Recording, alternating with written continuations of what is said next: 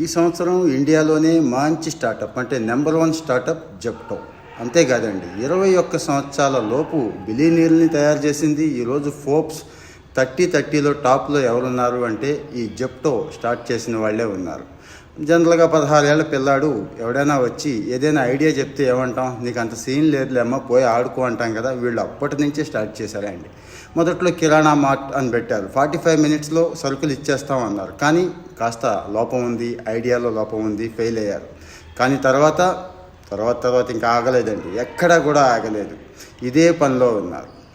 ఇక ఇప్పుడు ఈరోజు జెప్టో 30,000 కోట్ల టర్నోవర్తో ఉందండి. 2,000 కోట్ల పైబడిన పెట్టుబడులు అంటే మేము పెడతామని వచ్చేసారు. డీమార్ట్ దగ్గర నుంచి అందరూ కూడా వీళ్ళ లైన్లోకి వచ్చేసారు. ఫ్లిప్కార్ట్, అమెజాన్తో సహా. మీరు ఆర్డర్ ఇచ్చిన 15 నిమిషాల్లోనే ఇంటింటికి ఇచ్చేస్తాం అంటున్నారు. ఇంటింటికి ఇవ్వడమే కాదండి,